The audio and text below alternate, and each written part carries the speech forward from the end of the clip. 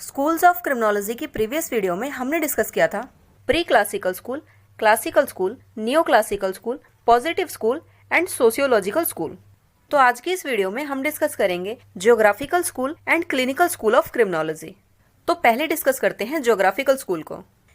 इस स्कूल के स्कॉलर्स का फोकस ज्योग्राफिकल एनवायरनमेंट की तरफ था, मतलब क्राइम और ज्योग्राफिकल एनवायरनमेंट के बीच के रिलेशन को एक्सप्लोर करता है ये स्कूल।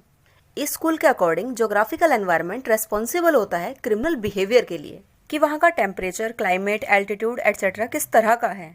इस स्कूल का मानना है कि geographical environment, barometric pressure, temperature etcetera के चेंज होने से क्राइम रेट वेरी करता है।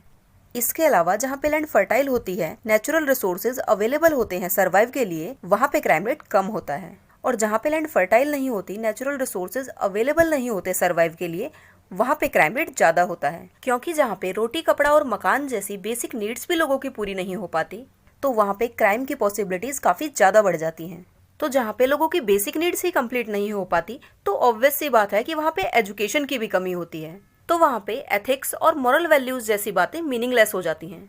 और इस स्कूल का मानना ये भी है कि गर्मियों में यूजुअली पर्सन के अगेंस्ट क्राइम होता है और सर्दियों में प्रॉपर्टी के अगेंस्ट।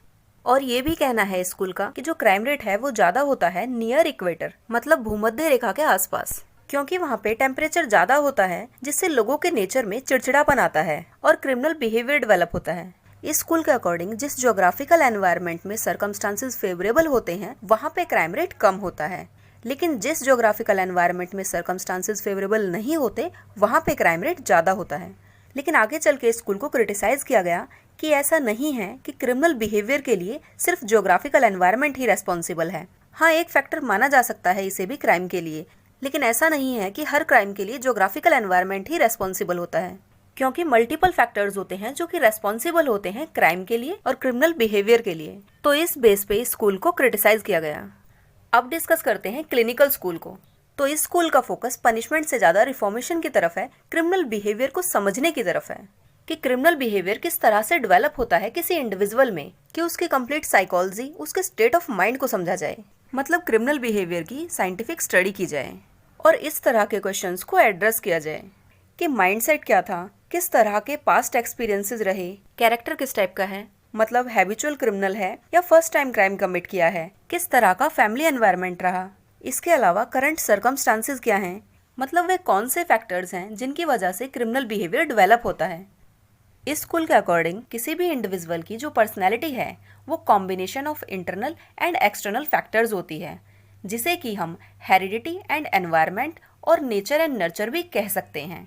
तो हेरिडिटी तो फिक्स होती है किसी भी इंडिविजुअल की, उसका तो कुछ नहीं किया जा सकता, लेकिन जो एनवायरनमेंट है, एनवायरनमेंट को चेंज करके रिफॉर्मेशन की जा सकती है, जिसमें कि करेक्शनल इंस्टीट्यूशंस काफ़ी अहम भूमिका निभाते हैं।